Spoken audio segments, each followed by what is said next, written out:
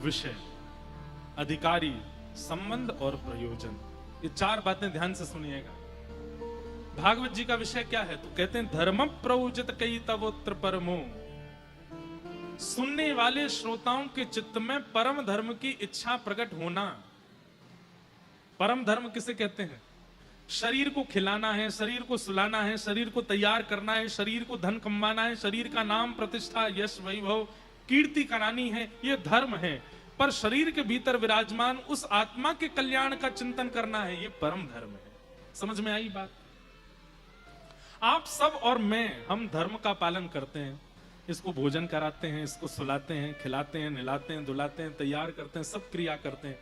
पर जिस दिन हमारी सोच में इस शरीर के भीतर विराजमान उस आत्मा की चिंता प्रकट हो जाए कि उसका कल्याण मुझे करना है, उसका उद्धार मुझे करना है, ये शरीर तो मुझे साधन मिला है उसके उद्धार के लिए, ये भावना जिस दिन आपके चित्त में प्रकट हो गई, उसी दिन से आप धर्म नहीं करोगे, उस दिन से आप परम धर्म करोगे। बहुत ध्यान से सुनिएगा। अभी चिंता किसकी होती है? शरीर की। पर जिस दिन चिंता उस जीव की हो जाए जो भीतर है, उसी दिन से परम धर्म। मीराबाई को अपने शरीर की चिंता नहीं है। आप किसी भी वैष्णव भक्त का नाम बोलिए और उसके चरित्र में हम आपको स्पष्ट कर देंगे कि उनको शरीर की चिंता नहीं थी। सूरदास जी को शरीर की चिंता नहीं है, नरसिंह मेहता को शरीर की चिंता नहीं है, जनाबाई को शरीर की चिंता नहीं है, मुक्ताबाई को शरीर की चिंता नहीं है। इन सबको अपने चित्त में विराजमान, देह में विराजमान उस परम तत्व आत्मा की चिंता है कि इसका कल्याण मुझे करना है। इसीलिए महाभागवत परम भागवत माने गए। हमारी आज भी चिंता का मूल कारण शरीर है। भागवत जी का विषय क्या है कि धीरे धीरे सुनते सुनते सुनते सुनते सुनते सुनते शरीर की चिंता समाप्त हो और भीतर की चिंता प्रकट हो कि भाई ये हाथ मिले हैं, नेत्र मिले हैं, कान मिले हैं, जिह्वा मिली है, नाक मिली है, इन सबसे मैंने खूब उपभोग कर लिया, लेकिन इस शरीर की तो कोई अंत ही नहीं है सुख का, ये तो मांगता ही रहता है। अब क्यों ना इन साधनों से भीतर विराजमान उस आत्मा के कल्याण का मैं विचार करूं, उसका मुझे उद्धार करना है। ये बात बंधुओं बिल्कुल स्पष्ट है। हां, अपने उस आत्मा के उद्धार के लिए कोई ज्ञान का मार्ग चुनता है, उस आत्मा के उद्धार के लिए कोई वैराग्य का मार्ग चुनता है, कोई त्याग का मार्ग चुनता है, कोई विरक्ति का मार्ग चुनता है और कोई वृंदावन प्रेम का मार्ग चुनता है। वो सब छोड़ वृंदावन आ जाते हैं, वृंदावन में रस भाव में डूब जाते हैं, ठाकुर जी की मधुर लीलाओं का चिंतन करते हैं। वो चिंतन किसको सुख देता है? अब प्रिया प्रियतम की मान लीला हमने सुनाई, उस मान लीला से सुख मिला किसको? देह को कोई सुख नहीं मिलता, आत्मा को सुख मिलता है, उस चित्त को सुख मिलता है। हिमालय पर बैठकर के साधन करने वाले के भी शरीर को सुख नहीं मिलता, उसके चित्त में विराजमान आत्मा को सुख मिलता है। तो सीधी बात है, जिस दिन देह की चिंता समाप्त हो और आत्मा की चिंता प्रारंभ हो, वही परम धर्म है। और यह जागृत कराना, यह भागवत का विषय है। समझ में आई बात? आप लोग कथा में आते हैं, क्यों आ रहे हैं कथा में? क्या लगता है आपको? हमसे मिलने क्यों आते हैं या गिरधर लाल जी के उत्सव में क्यों आते हैं? आप कहेंगे आनंद आता है, सुख मिलता है। किसको मिलता है? शरीर को नहीं। वहां से आते हैं, रेलिंग टूट भी को है जाए, कभी कभी तो लगा मेरे पंप नहीं गिर जाए भैया। हमारी तो चिंता होती है, फिर छोटे छोटे बच्चों की होती, किसी को लग नहीं जाए, किसी को कुछ हो नहीं जाए। पर उस समय विचार किया जाए, वो कोई सेलिब्रिटी नहीं है जो वहां से आ रहा है, वो कोई राजनेता नहीं है, वो कोई हीरो नहीं है। ठाकुर जी की कथा सुनाने वाला एक वक्ता आ रहा है और उसके प्रति इतने आनंद जो आपको हो रहा है, वो आप नहीं करते हैं, वो आपकी आत्मा को सुख मिलता है उससे। और वही परम धर्म है। वो करना परम धर्म नहीं है, मैं यो नहीं कह रहा हूं वहां जाके चिल्लाओ जोर जोर से, वही परम धर्म है। बात ऐसी है, हरि संबंधी भावों में अपने आप को सुख प्रदान करना, अपने आप को लगाए रहना, इसका मतलब वो व्यक्ति अपनी आत्मा के प्रति चिंतित है, उसके कल्याण के मार्ग पर चल रहा है। और यही भागवत का विषय है। खूब कथाएं सुन ली, पूरा जीवन निकाल दिया कथाएं सुनते सुनते, लेकिन देह का अभिमान नहीं गया। तो आपने कथा नहीं सुनी है, समय बर्बाद किया है। श्रीमद् भागवत में एक कथा आती है, बहुत ध्यान से सुनिए सब लोग, इधर देखो। रहुगण राजा की, एक रहुगण नाम का राजा था, रोज कथा सुनने जाता था कपिल मुनि के आश्रम। लेकिन उसके कथा सुनने का मूल उद्देश्य क्या था? विश्व को यह बताना कि मैं कथा भी सुनता हूं, मैं राजा होते हुए भी कथाओं में जाता हूं, मैं राजा होते हुए भी सत्संग करता हूं। सत्संग से ग्रहण कुछ नहीं किया था उसने, वो केवल रोज जाना, समय पर जाना, समय से 1 मिनट भी लेट हो जाता था तो जिसके कारण से लेट हुआ उसको कारागृह में डाल देता था, लोगों को पकड़ पकड़ करके मारता था। क्यों? तुम्हारी वजह से आज मैं सत्संग में नहीं जा पा रहा। लोग बाग उससे बहुत डरते थे। उसके जितने भी सैनिक और सिपाही थे वे सब कहते, भैया समय पे सब काम करना, कथा में समय से नहीं गए तो हमारे राजा बड़े नाराज होते हैं। सुनने वाले लोगों को लगता था भाई बहुत बड़ा भक्त है, बहुत बड़ा भगवत स्मरण करने वाला कोई राजा है। बताओ, कथा में विलंब हो जाए तो नाराज होता है। लेकिन इतनी कथाएं सुनने के बाद भी देह का अभिमान नहीं गया। उसके लिए ठाकुर जी ने एक परम भागवत श्री जड़ भरत जी महाराज को भेजा पृथ्वी पर। जड़ भरत जी की कथा तो बहुत बड़ी है, पर 3 जन्म लगे उनको। पहले वो भरत थे, फिर वो हिरण बने, फिर उसके बाद जड़ भरत बने।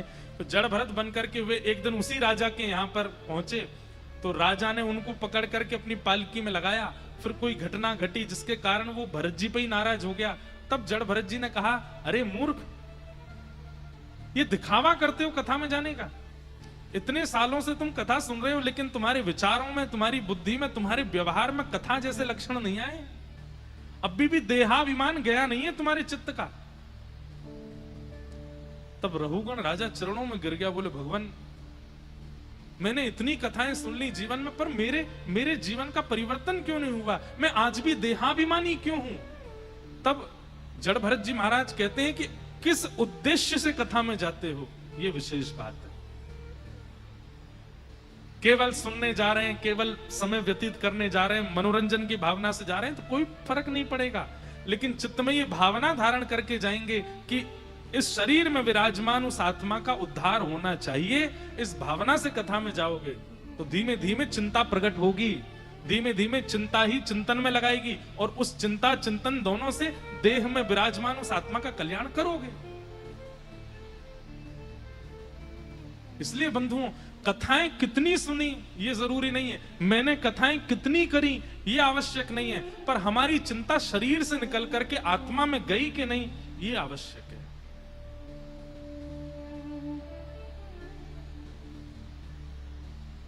हमें तो पद याद आ जाते हैं बार बार। एक बहुत सुंदर पद है, ब्रज के हमारे एक बड़े अच्छे विद्वान हैं श्री वसंत शास्त्री जी, अभी विराजमान हैं, वल्लभ कुल के आचार्य हैं। उनका रचित पद है, कोई गोपी ठाकुर जी से प्रार्थना कर रही है।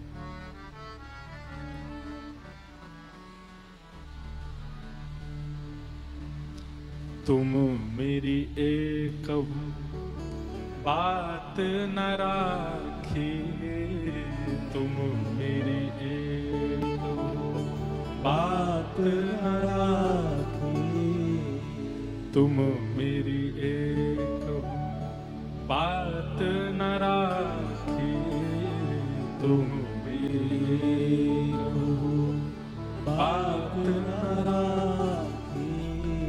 जब जब मैं तुम सो कछु मांगो, जब जब मैं तुम सो कछु मांगो, मौन गयो मुख ढाकी, मौन गयो मुख ढाकी, तुम मेरी एक बात न राखी, तुम मेरी एक ब्रज की गोपी कह रही है ठाकुर जी से। अब वहां तो गोपी ने कहा, पर यहां हम भी तो कह सकते हैं, हे नाथ, इतनी कथाएं हम सुनते हैं, इतनी हम आपसे प्रार्थना करते हैं, लेकिन आप हमारी एक भी बात नहीं सुनते। वैसे तो ठाकुर जी से ज्यादा ऐसी बातें करनी नहीं चाहिए, पर कभी कभी तो करनी भी चाहिए। कुछ ना कहें ऐसा भी थोड़ी हो सकता है। भाई ब्याह हो गया, पति पत्नी का प्रेम भी हो गया, लेकिन पत्नी कुछ कहे ही ना पति से, तो समझो कि कोई नटवट ढीला तो नहीं है उसका, दिमाग ठीक तो है ना। ऐसे ही हम कथा से जुड़ गए, वृंदावन से जुड़ गए, रसिकों से जुड़ गए, लेकिन कभी ठाकुर जी से कुछ कहा ही नहीं। हाँ, ज्यादा नहीं कहना चाहिए, पर कभी कभी तो कहो, कभी कभी तो नहीं गुस्सा करो उन पे। बोले एक भी बात नहीं मानते हो हमारी। और कितना अच्छा शब्द है, जब जब मैं तुम सो कछु मांग्यो, आप क्या करते हो? मौन गयो मुख ढांकी, मुख ढक करके मौन चले जाते, सुनते नहीं हो हमारी बात को। हम आपसे कोई संसार तो मांग नहीं रहे। ओ भैया, संसार मांगने वाले इस पद को याद मत कर लेना। ये उन लोगों के लिए है जिनके लिए संसार कुछ है ही नहीं, जिनको केवल प्रिया प्रियतम की याचना है, जिनकी आत्मा उनसे उनमें विलीन होना चाहती, वो इस पद को सुनो। और मैं जो कहीं पिया तुम ही छोड़ के, मैं जो कहीं पिया तुम ही छोड़ के, मोह मन अनत न जावे, मोह मन अनत न, दम कपट दम छल कपट लोभ वासना, दम छल कपट लोभ वासना, मेरे ही यही न आवे, मेरे हे नाथ, अब इस संसार के लायक मैं रह नहीं गया हूं, मेरे अंदर दम्भ नहीं आ पाता है। लोग चाहते हैं कि मैं दम्भ से रहूं, छल करूं, कपट करूं, लोगों के बीच में रहने के लिए थोड़ा चतुर बनूं, मुझसे ये सब होता नहीं है नाथ। अब इस संसार के लायक मैं रह नहीं गया हूं प्रभु। मैं जो कहीं पिए तुम्हें ही छान के, आपके बिना मेरा कोई भी नहीं है, मेरा मन कहीं और लगता नहीं है नाथ। इस संसार के लायक मैं रह नहीं गया हूं, अब तो कृपा कर दो मेरे ऊपर, अब तो मेरी सुन लो नाथ। तुम मेरी एक बात न राखी, तुम मेरी एक बात न राखी, तुम निज कृपा मात्र सो मोहन, तुम निज कृपा मात्र सो मोहन, सबको दोष मिटायो, सबको दोष मिटायो, ऐसा कहा तुम्हारो बिगाड़ो, ऐसा कहा तुम्हारो बिगाड़ो, जो मोहे बिसरायो, जो मोहे बिसरायो, तुम मेरी एक बात न राखी, तुम मेरी एक बात न राखी। आपकी एक कृपा की कोर से कितनों का उद्धार हुआ नाथ। सब पर आप कृपा कर देते हैं, एक क्षण एक दृष्टि से उसका उद्धार कर देते हैं आप। और मैं इतना अभागा हूं कि आप मुझ पर एक कृपा की कोर नहीं कर सकते। मैंने आपका क्या बिगाड़ा है नाथ, जो आप ये कृपा दृष्टि, दया दृष्टि मुझ पर कभी नहीं करते हो। कभी कभी ठाकुर जी से शिकायत होनी चाहिए। और क्या कह रहे हैं? वेद पुराण संतयों भाकत, वेद पुराण संतयों भाकत, क्या दया सिंधु हरि राय, दया सिंधु हरि राय। वेद पुराण संत जन सब चिल्ला चिल्ला के बोलते हैं, क्या बोले? दया की सिंधु है। सिंधु मतलब समुद्र है ठाकुर जी, दया का समुद्र है, पर मुझे दिखाई नहीं देती आपकी दया। वेद पुराण संतयों भागत, वेद पुराण संतयों भागत, दया सिंधु हरि राय, दया सिंधु हरि राय। मेरे ही पैर परे क्यों लोगों, मेरे ही पैर परे क्यों लोगों। आप दया के सिंधु हो, लेकिन जब मैं सामने आ जाता हूं आपकी दया जाने कहां अंतर ध्यान हो जाती है। ये मुझ पर दया करने में आपको इतनी दिक्कत क्यों है नाथ? मुझे त्यागने में आपको लज्जा नहीं आती है? सब पर सबको स्वीकार करते हो, सबको ग्रहण कर लेते हो, सब पर कृपा करते हो, पर मुझे त्याग देते हो। आपको जरा भी मन में ये नहीं आता कि ये भी तो मेरा है, इसको मैं क्यों त्यागूं? त्यागत लाज न आवे, त्यागत लाज न आवे,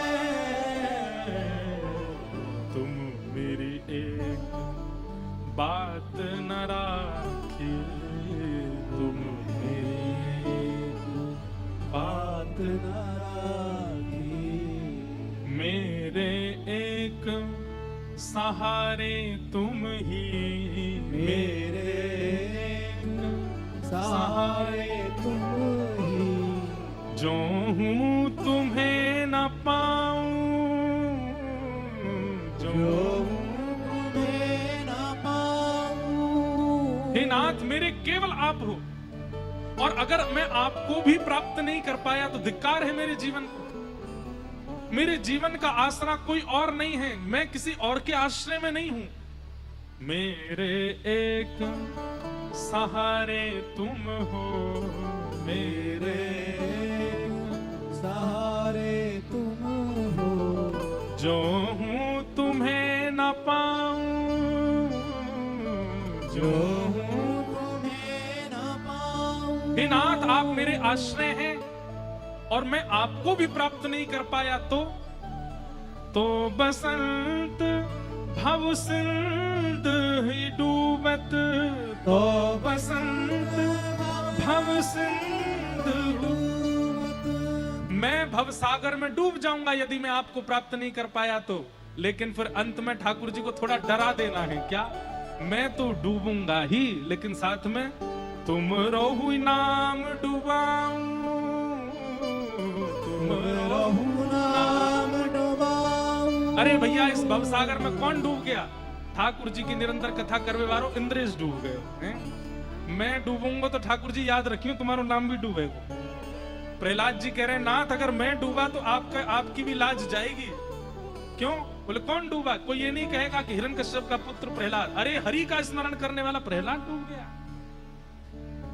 हे नाथ, अगर मैं इस भवसागर में डूब गया, इसको क्या बोलते हैं? ठाकुर जी को हम क्या दे रहे हैं? धमकी दे रहे हैं। हे नाथ, इतनी कथाएं सुनने के बाद, इतना जप करने के बाद, इतना आश्रय लेने के बाद, इतनी परिक्रमा करने के बाद, इतने रसिकों के चरण रज लेने के बाद भी अगर मैं डूब गया, अकेला नहीं डूबूंगा, हम तो डूबेंगे सनम, तुमको भी ले डूबेंगे। हम तो जाएंगे ही जाएंगे, तुम्हारा नाम और ले जाएंगे संग में। बोले आपका नाम का आश्रय था तब भी डूब गए। तुम मेरी एक बात न माने, तुम मेरी एक बात न मानी। ऐसे भाव ठाकुर जी के सामने गाने का अधिकार आपको है केवल महीना में एक बार, रोज नहीं। ठाकुर जी से रोज नहीं कहना है कि नाथ अब मेरे पर कृपा करो, नहीं तो देख लेना मैं ऐसा कर दूं। नहीं नहीं नहीं, रोज मत करना। ठाकुर जी को सुदर्शन चक्र चल जाए, नहीं तो दारी के रोज आ जाए सामने, एक ही बार। बाकी तो केवल आप कर्म करते चलो, क्रिया करो। भाई जो नौकर होते हैं ना, वो पगार महीना में एक ही दिन मांगते हैं, बाकी दिन क्या करते हैं? साफ सफाई करना या जो भी काम उनका है वो करते रहेंगे। अपने स्वामी को दिखाएंगे, देखो हमने सब बढ़िया करके रखा है। जब हमारा दिन आवे, बस उस दिन हमारी जो पगार है वो हमको दे देना, हमारी जो सैलरी है वो हमको दिलवा देना। ऐसे ही आप नाम का आश्रय लो, आप भजन करो, आप धाम में जाओ, ठाकुर जी की सेवा करो, सत्संग करो, करते रहो, चुपचाप कुछ नहीं बोलना। याद रखना कि महीना कौन से दिन पूरा हो रहा है, और जिस दिन महीना पूरा हो उस दिन ऐसी बात ठाकुर जी से कहनी है, नाथ तुम मेरी एक बात न राखे, तुम मेरी एक बात न राखे। आप हमारी बात नहीं मानते हो ठाकुर जी, तभी तो अनुग्रह नहीं कर रहे हो। महीना में एक बार ठाकुर जी से कहेंगे तो ठाकुर जी को भी लगेगा कि देखो महीना भर तो कुछ बोलता नहीं बेचारा, एक ही बार तो बोलता है, चलो इस पर कृपा करो। रोज बोलने वाले से तो भागा जाता है दूर, रोज ही पीछे पड़ा रहता है, कुछ करता धरता है नहीं, पीछे और पड़ा रहता है मेरे। तो महीना में कोई एक बार कुछ मांगे तो देने में हमको बुरा नहीं लगता, चलो दे देते हैं। तो इसलिए एक ही बार कहो, बाकी तो केवल अपने नियमों का पालन करो। रोज रोज ठाकुर जी से नहीं कहना, केवल एक बार कहना। तो शरीर छोड़ अपनी आत्मा के कल्याण की इच्छा प्रकट होना, यही परम धर्म है। और ये भागवत जी कराती हैं, देहाभिमान शून्य करा देती हैं, आत्मा निवृत्ति युक्त कर देती हैं भागवत। आपको चिंता होने लग जाती, अब तो मेरे जीवन के बहुत कम समय रह गया, अब मैं कितनी जल्दी अपना कल्याण कर लूं, बस ये चिंता प्रकट हो जाती है। ये भागवत का विषय। दूसरी बात, ऐसा विषय चित्त में किसके प्रकट होगा, वो अधिकारी कौन है? तो कहते हैं निर्मत सराणाम सताम, जिसके चित्त में मात्सर्य दोष नहीं है। मात्सर्य मतलब ईर्ष्या। मैं बंधुओं हर कथा में कहता हूं, आज भी कहूंगा, कामी व्यक्ति ठाकुर जी को एक दिन अपने भजन से प्राप्त कर लेगा। उसके अंदर अगर काम दोष था, ठाकुर जी नजरअंदाज कर देंगे। किसी के अंदर बहुत क्रोध दोष है, ठाकुर जी उसको भी नजरअंदाज कर सकते हैं। किसी के अंदर लोभ है, ईर्ष्या है, आदि आदि लोभ है, ममत्व है, आदि आदि दोष हैं, ठाकुर जी उनको एक बार को नजरअंदाज कर सकते हैं। लेकिन यदि कोई व्यक्ति ईर्ष्यावालु है, ईर्ष्यावान है, उसको ठाकुर जी प्राप्त नहीं। और सुनिए, ईर्ष्या भी किससे? वैसे तो ईर्ष्या किसी से भी अच्छी नहीं है, पर उस ईर्ष्या में कोई व्यक्ति अगर कहीं भक्त है, आपको किससे ईर्ष्या है? किसी वैष्णव से ईर्ष्या है, तो भूल ही जाओ कि स्वप्न में भी ठाकुर जी मिलेंगे। सामान्य ईर्ष्या वाले को तो कभी नहीं मिल सकते, पर भक्त से ईर्ष्या रखने वाले से तो स्वप्न में भी नहीं मिलेंगे ठाकुर जी। इसलिए कोई और दोष यदि आपके चित्त में है तो चिंता मत कीजिएगा, लेकिन यदि ईर्ष्या का दोष चित्त में है तो फिर ठाकुर जी की लिस्ट में आपका नाम नहीं है, आप मिल नहीं पाओगे। ठाकुर जी का कभी दर्शन, भगवत साक्षात्कार नहीं हो पाएगा आपको। क्यों? क्योंकि चित्त में ईर्ष्या है, ईर्ष्या भाव प्रिय नहीं ठाकुर जी को। तो अधिकारी कौन है? सारे दोष चित्त में हैं, उसको भी भगवत दर्शन का अधिकार है, लेकिन ईर्ष्यालु को अधिकार नहीं है। इसलिए ईर्ष्या का दोष मत लाइएगा चित्त में। और अगर किसी के चित्त में ईर्ष्या का दोष है, आप सब जान गए होंगे कि मेरे चित्त में मीठी ईर्ष्या है किसी के प्रति, तो आज से नाम जप, आज से भगवत कथा, आज से सेवा, सब उसी के प्रति करो कि ये ईर्ष्या चित्त से जाए। ईर्ष्या प्रिय नहीं ठाकुर जी को। कहते हैं कि जब जयदेव महाप्रभु ने गीत गोविंद की रचना की थी, तो एक और बड़े कवि थे, उनको जयदेव महाप्रभु की रचना से ईर्ष्या हो गई, और उस रचना से ऐसी ईर्ष्या हुई कि उन्होंने भी एक गीत गोविंद महाकाव्य लिख दिया, उस विद्वान ने भी। और गीत गोविंद महाकाव्य लिख करके पूरे जगन्नाथपुरी में जा जा करके सबसे कहा, वो गीत गोविंद है, अरे उससे अच्छे शब्द, उससे अच्छी व्याख्या, उससे अच्छी धुन मैंने बनाई है, इसका पाठ करो। गीत गोविंद उस कवि ने भी ठाकुर जी के लिए ही लिखा है, और निसंकोच शब्दों का जो चयन किया गया था वो बहुत सुंदर था। जो रचना की गई थी वो जयदेव महाप्रभु की रचना से भी थोड़ी सी विलग थी, अद्भुत थी।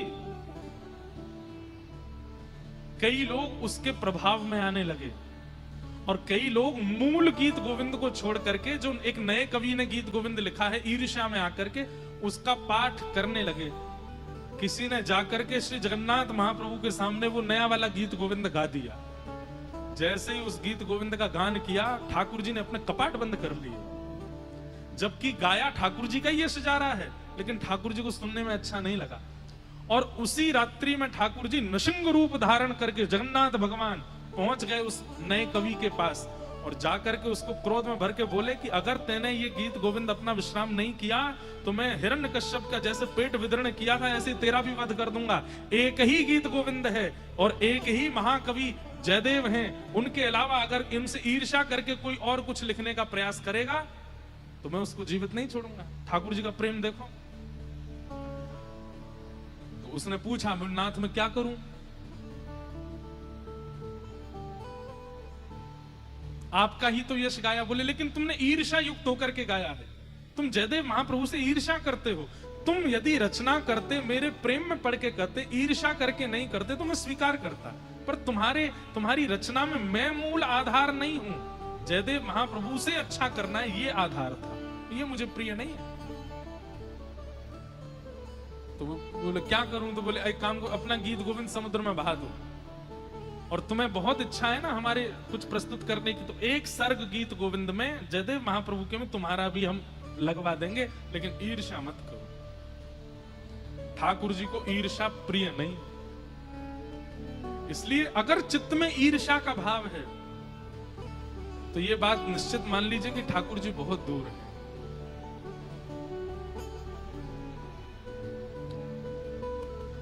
ईर्ष्या नहीं।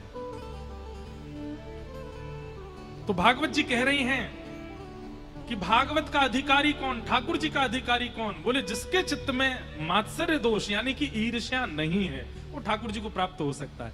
अब यहां यह नहीं कहा गया कि उसमें काम हो तो भी मिलेगा, उसमें क्रोध हो तो भी मिल जाएगा, उसमें और भी दोष हैं तो भी ठाकुर जी से मिल लेगा, लेकिन अगर कहीं ईर्ष्या है तो ठाकुर जी से मिल नहीं सकता। इसलिए ईर्ष्या दोष की निवृत्ति करो। तीसरी बात कहते हैं, भागवत जी किससे संबंध कराती है? क्या भागवत जी को सुनने वाला व्यक्ति विवेकी होता है, ज्ञानी होता है, महत्पुरुष होता है, परम भागवत होता है, भक्त बन जाता है? कथा सुनने वाले व्यक्ति की स्थिति क्या होती है, उसको कौन सी पदवी प्राप्त होती है? तब कह रहे हैं कि वैद्यम वास्तवमत्र वस्तु शिवदम तापत्रयोन्मूलनम श्रीमद्भागवते महामुनि कृते किं वा परैरीश्वर सत्यो हृद्यवरुध्यते त्रिकृतभेषु शुशुभिस्तच्छा। कथा सुनने वाले व्यक्ति के चित्त में अगर ये भावना आ रही है कि कथा सुनने से मुझे पुण्य मिल रहा है, वो गलती कर रहा है। कथा सुनने वाले व्यक्ति के चित्त में ये भावना आ रही है कि मैं पाप मुक्त हो रहा हूं, तो वो गलती कर रहा है। कथा सुनने वाले व्यक्ति के चित्त में यह भावना आ रही है कि अब मेरे जीवन से कष्ट चले जाएंगे क्योंकि मैं कथा सुनने लगा हूं, तो वो गलती कर रहा है। कथा सुनने वाले के चित्त में केवल एक भावना प्रकट होगी, क्या? अब श्याम सुंदर मेरे हो रहे हैं, धीरे धीरे मैं उनका हो रहा हूं, बस यही भावना आएगी और कुछ नहीं। उसको अपने पुण्यों की चिंता नहीं होगी, पापों की पीड़ा नहीं होगी, और कोई चीज वो विचार नहीं कर सकता। यहां कथा सुनते सुनते तो हर दिन हर क्षण ज्यों ज्यों कथा बढ़ती है आगे, त्यों त्यों सुनने वाले के चित्त में ये भावना आने लगती है, अब मैं ठाकुर जी के और समीप जा रहा हूं, अब मैं ठाकुर जी का और सामीप्यवर्ती हो रहा हूं, अब मैं ठाकुर जी की और सन्निधि प्राप्त कर रहा हूं। अरे देखो ना, अब ठाकुर जी थोड़े ही दूर रह गए मुझसे, बस मिलने ही वाले हैं। ये भावना उसके चित्त में प्रकट होने लग जाती है, और इसी भावना से प्रसन्न होकर के वो नृत्य करता है, उसके नेत्रों से अश्रु गिरने लगते हैं, वो भावावेश में चला जाता है। तब समझो कि मूल में कथा सुन रहा है और कथा उसको स्वीकार कर रही है। वैद्यम वास्तवमत्र वस्तु शिवदम, ठाकुर जी से संबंध लगने लगे और ठाकुर जी के सामीप्यवर्ती का अनुभव होने लगे कथा सुनते सुनते, तो समझो कि आप कथा सुन रहे हो। समय का भी भान ना हो, देह का भी भान ना हो, आगे कौन है, पीछे कौन है, इधर कौन है, इधर कौन है, ये सब भान ना हो, बस कृष्ण मेरे हैं, मैं कृष्ण का हूं। आहा, आज तुम्हें और समीप आ गया, आज तुम मेरे और मैं और ठाकुर जी के नजदीक पहुंच गया हूं, ये भावना चित्त में आने लग जाए। यही कथा का मूल उद्देश्य है।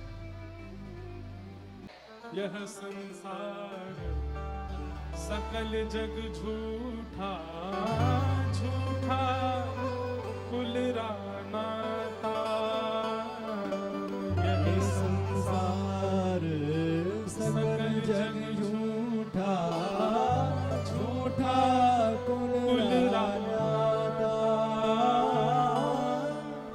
मीरा के प्रभु गिरधर नाथ, मीरा के प्रभु गिरधर नाथ, मीरा के प्रभु नटवर नाग, मीरा के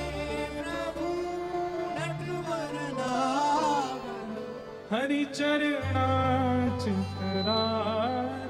गिरधर जन्म मरण रासा गिरधर जन्म मरण रासा गिरधर जन्म मरण रासा गिरधर जन्म मरण रासा। यही विचार श्रोता के चित्त में आता रहे कि गिरधर केवल हमारे हैं, बाकी संसार के प्रति ये निष्ठुरता। वैद्यम वास्तवमत्र वस्तु शिवदम तापत्रयोन्मूलनम। ठाकुर जी ही केवल हमारे संबंधी हैं, बस ये भावना चित्त में प्रकट होने लग जाए, यही भागवत का मूल रूप है। अंत में प्रयोजन बताया, तापत्रयोन्मूलनम। 3 प्रकार के ताप हैं, आदि दैविक, आध्यात्मिक, आदि भौतिक। इन समस्त तापों का विनाश करते हैं भक्ति पथ। जब आप भक्ति के मार्ग में चलते हैं तो संकट तो जीवन में आते हैं, लेकिन उन संकटों से होने वाली पीड़ा आपको पीड़ित नहीं करती। पीड़ा तो आती है, जैसे अब हम लोग अगर धूप में रहने लग जाएं तो हम बीमार पड़ जाएंगे, पर कई किसान ऐसे होते हैं, कई ऐसे मजबूत लोग हैं, वो धूप में जाते हैं, उनको कुछ हाँ लिया, लाली ऊपर लिया, लिया, बैठा लो इनको ऊपर, बैठा, वहां से यहीं आ गई, लो चित्र लो, हाँ ले लेंगे, ये भी ले लेंगे, अभी बैठ जाओ, ले लेंगे, बैठ जा लाली, यहीं बैठ जाओ, रोइयो मत हैं। तो हमें अभ्यास नहीं है इसलिए हम धूप में नहीं रह सकते, हमें अभ्यास नहीं है इसलिए हम बिना गद्दे के नहीं सो सकते, हमें अभ्यास नहीं है इसलिए बिना एसी के नहीं रह सकते। लेकिन अभ्यास कर लिया जाए तो हर परिस्थिति में रहा जा सकता है। ऐसे ही नाम क्या करता है? अभ्यास कराता है। कथा क्या करती है? अभ्यास कराती है। सत्संग क्या करता है? अभ्यास कराता है। और इस अभ्यास का मतलब क्या है कि फिर जीवन में आने वाली आपत्ति, विपत्ति, संकट, पीड़ा, ये सब आती तो हैं, पर आप इतने अभ्यासित तो हो जाते हो कि आपको उससे पीड़ा नहीं होती। फिर 8 साल की उम्र में जिस चीज से दर्द होता था, 28 साल की उम्र में उस चीज से फिर पीड़ा नहीं होती। अब 8 साल का बालक वो मिर्च की सब्जी नहीं खा सकता, 28 साल में बिना मिर्च की नहीं खा सकता, उसको मिर्च की आदत लग जाती है। तो जैसे जैसे आप नाम में भी आगे बढ़ते हैं, समय प्रदान करते हैं, थोड़ी उसमें बढ़ोतरी होती है, अभ्यासित तो हो जाते हो आप, और फिर पीड़ाएं धीरे धीरे कम हो जाती हैं। मीराबाई के जीवन में कितनी पीड़ा दी, शारीरिक पीड़ा, मानसिक पीड़ा, कितना टॉर्चर किया, लेकिन मीराबाई दुखी नहीं हुई।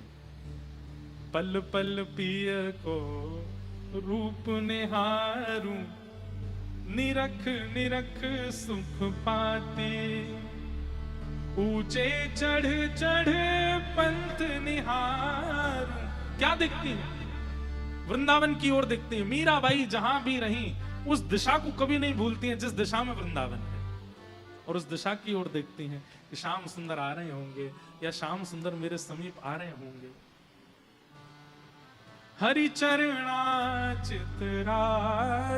गिरधर जन्म मरण रासा। बंधुओं, ये विश्वास हमारे चित्त में दृढ़ हो जाना, केवल हम ठाकुर जी के हैं और ठाकुर जी केवल हमारे, ये केवल शब्द, हम ठाकुर जी के हैं, ठाकुर जी हमारे, इस बात में वजन नहीं है बिल्कुल भी। अभी आप क्या बोलते हैं, लुढ़कने खड़ा हो, कहीं भी लुढ़क सकते हो, लेकिन ये केवल शब्द यदि आ गया ना, केवल मैं ठाकुर जी का हूं और केवल ठाकुर जी मेरे हैं, तब आपके कल्याण में कोई संशय नहीं। और ये केवल शब्द बिना विश्वास के प्रकट नहीं होगा, और ये विश्वास बिना हरि कृपा, बिना हरि जनों की कृपा और बिना कथा के नहीं होगा। केवल हरि केवल मेरे हैं और मैं केवल ठाकुर जी का हूं। कुंती स्तुति आती है भागवत में, वहां कुंती जी भगवान से यही बात कहती हैं, त्वयैव नाथेन मुहुर विपत गणात्।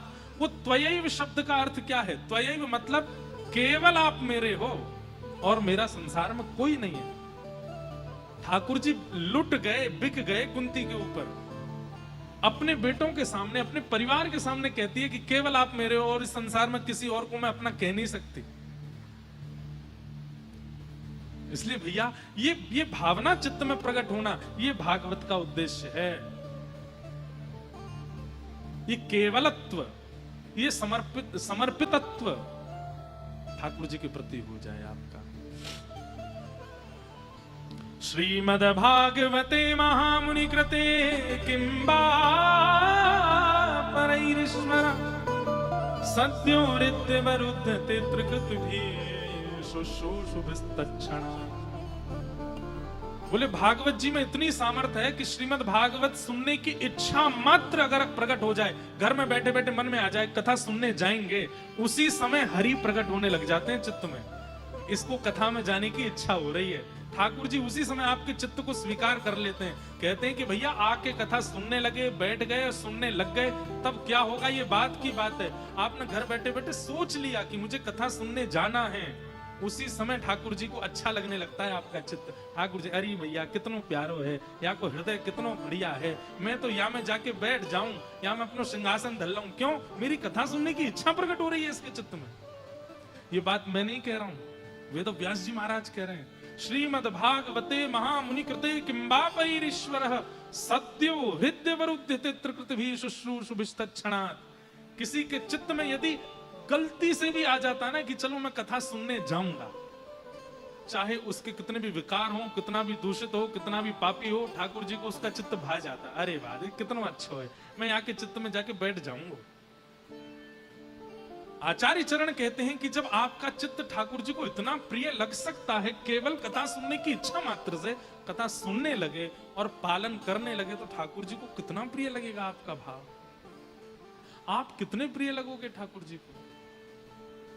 एक बात तो सिद्ध हो गई, कल हम पिक्चर में यही सोचते रहे पूरी में कि ठाकुर जी कितना प्रेम करते हैं अपने भक्त से। वहां पे एक पिक्चर, जब आप अभी हम 6 तारीख को फिर से जाएंगे, फिर से चलना हमारे साथ है। हमने सबसे कह दी थी एक बार और जाएंगे। मेरा तो मन नहीं भरा, इतना अच्छा लग रहा था कि ऐसा लगा ठाकुर जी प्रकट ही हो रहे हैं सामने। तो क्या बता रहा था मैं? हाँ, वहां पर एक शब्द आता है, जब आप पिक्चर देखोगे तो पूरी पिक्चर, एक तो सबसे बड़ी बात उसकी है कि वो पूरी पुराणिक है। भागवत जी के एक एक श्लोक का अर्थ वहां प्रकट किया है। ये बात निश्चित वहां आती है कि ठाकुर जी प्रहलाद जी से एक शब्द कहते हैं, आपको भी सुनने में अटपटा लगेगा क्या, कि मैंने एक शब्द कहते हैं ठाकुर जी कि मैंने आने में अगर विलंब किया हो तो प्रहलाद मुझे क्षमा कर देना। तो प्रहलाद जी ये सुनकर के विचलित हो जाते हैं। ये वाला दृश्य उसमें नहीं है। ये सुनकर के प्रहलाद जी इतने विचलित होते हैं कि रो रो करके ठाकुर जी के चरण गीले कर देते हैं अपने अश्रुओं से कि नाथ आपने ये कैसे कह दिया कि मुझे क्षमा कर दो। ये जरूर मैंने कोई पाप किया होगा, मेरा कोई दुष्कर्म होगा, मेरा कोई जघन्य अपराध होगा, तो जो मेरे स्वामी को ये कहना पड़ रहा है कि मुझे क्षमा कर दो। आप स्वामी हैं, मैं आपका दास हूं, आप मुझसे कैसे कह सकते हैं कि आप मुझे क्षमा कर दो।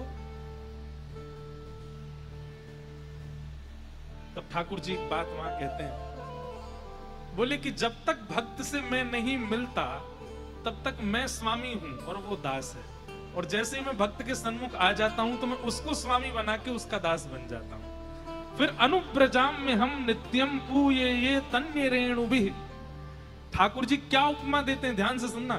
बोले फिर मैं क्या करता हूं, बोले जैसे गैया चलती है और जहां जहां गैया जाती है उसका बछड़ा पीछे पीछे पीछे पीछे जाता है, एक मिनट के लिए भी अपनी मैया को छोड़ता नहीं है, ठीक वैसे ही एक बार भक्त से जब तक मैं मिला नहीं हूं तब तक समझो कि मैं स्वामी हूं, लेकिन एक बार जब मैं मिल जाता हूं फिर अनुप्रजम में हम नित्यम, वो जहां जहां जाता है मैं उसके पीछे ही चलता हूं, मैं उसका एक क्षण के लिए भी साथ नहीं छोड़ता और मैं उसको स्वामी बना लेता। हमारे ब्रज में एक रसिया गाते हैं, मैं भगतन को दास भगत मेरे मुकुट मणि, मैं भगतन को दास भगत मेरे मुकुट मणि।